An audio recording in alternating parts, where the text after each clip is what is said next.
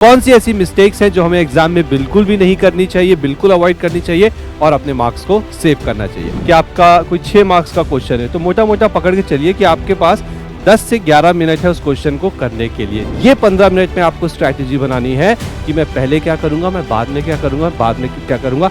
अगर ऐसा करते हैं ना, ये टाइम मैनेजमेंट बहुत अच्छे से हो जाएगा। आपका जो आंसर है, जब तक उसमें वर्किंग नोट नहीं है, आपका आंसर कंप्लीट नहीं माना जाता।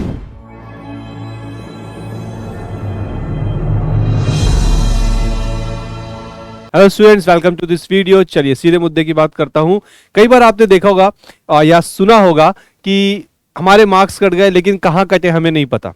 तो आज के इस वीडियो में मैं आपको यह बताने जा रहा हूं कि कॉस्टिंग के एग्जाम में कई बार ना चाहते हुए भी हम ऐसी मिस्टेक्स करके आ जाते हैं जो हमारे 40 से 50 तक मार्क्स काट सकती हैं।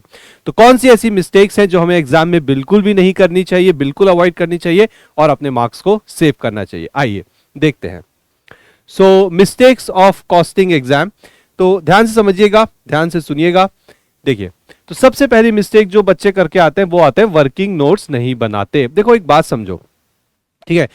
कई बच्चों को लगता है कि सर वर्किंग नोट क्यों बनाना, मेन आंसर तो लिख दिया। सर वर्किंग नोट ठीक है, छोटा सा बना दिया अच्छे से। नहीं, वर्किंग नोट आपके आंसर का एक हिस्सा है। जैसे आपके शरीर का हिस्सा ये 2 हाथ है ना, इसी को शरीर बोलते हैं पूरे को मिला के। आपका जो आंसर है, जब तक उसमें वर्किंग नोट नहीं है, आपका आंसर कंप्लीट नहीं माना जाता। यहां मार्क्स करते हैं। तो प्लीज वर्किंग नोट्स पूरे बनाइएगा। चलिए, उसके बाद दूसरा बहुत ही सिली मिस्टेक है ओवर राइटिंग। आपको बहुत अच्छे से पता है आप एक प्रोफेशनल एग्जाम दे रहे हैं, आप कोई स्कूल का या ऐसा कोई एग्जाम नहीं दे रहे जहां ओवर राइटिंग हो गई तो कोई बात नहीं, इग्नोर हो गया। नहीं, ओवर राइटिंग आप नहीं कर सकते। अगर आपने कोई चीज लिखी आप उसे नहीं काट सकते, बहुत गंदा प्रेजेंटेशन हो जाता है। तो प्लीज ध्यान रखिए, प्लीज अवॉइड करिए ओवर राइटिंग। आपका कंट्रोल होना चाहिए आपके आंसर के ऊपर। इसके बाद फॉर्मेट, कई बार देखा गया कि बच्चे फॉर्मेट नहीं बनाते। क्यों नहीं बनाते फॉर्मेट? जब आपके कॉलम्स हैं, आपकी रोज हैं, कॉलम्स की हेडिंग है, रोज की हेडिंग्स है, प्लीज फॉर्मेट बनाइए और अपने आंसर को बहुत अच्छे से प्रेजेंट करिए। एग्जामिनर खुश होकर मार्क्स देगा आपको। उसके बाद अगर मैं बात करूं तो फॉर्मूला, कई बार देखा गया है और कई बार मुझसे बच्चों ने पूछा है कि सर फॉर्मूला लिखना जरूरी है, आंसर में लिख तो रहे हैं। अरे भाई, फॉर्मूला तो लिखोगे, एग्जामिनर को बताओगे तो कि आपने किस चीज का कैलकुलेशन किया है, क्या है वो चीज। आपने 2 नंबर मल्टीप्लाई किए, क्या है वो नंबर, उसे बताओ। तो आपको फॉर्मूला लिखना मस्ट है, ऑप्शनल नहीं है। आप यहां भी मार्क्स लूज करते हैं। इसके बाद अगर हम बात करें तो वो है आपका टाइम मैनेजमेंट। इसमें थोड़ा सा ध्यान से सुनिएगा। टाइम मैनेजमेंट का हिंदी अनुवाद तो सभी को पता होगा, लेकिन इसे कैसे इंप्लीमेंट करेंगे एग्जाम में। देखो, आपका जो क्वेश्चन है, जैसे सपोज करिए कि आपका कोई 6 मार्क्स का क्वेश्चन है, तो मोटा मोटा पकड़ के चलिए कि आपके पास 10 से 11 मिनट है उस क्वेश्चन को करने के लिए। 6 मार्क्स का क्वेश्चन, 10 से 11 मिनट। अगर आप ये नहीं करते, ये कैलकुलेशन नहीं करते हर क्वेश्चन से पहले, तो आप सोचिए आप इस 6 मार्क्स के क्वेश्चन में शायद आधा घंटा लगा के आ जाए। क्या होगा इससे? आप पेपर अटेम्प्ट नहीं कर पाएंगे। फिर आप बोलेंगे सर पेपर बहुत ज्यादा लेंथी आ गया था। पेपर लेंथी नहीं आया था, इसकी कमी थी। तो प्लीज टाइम मैनेजमेंट प्रॉपर तरीके से करिए। और सबसे भारी मिस्टेक तो हम शुरुआत में ही कर देते हैं जब हमें वो 15 मिनट एक्स्ट्रा रीडिंग के लिए मिलते हैं। सर कौन से?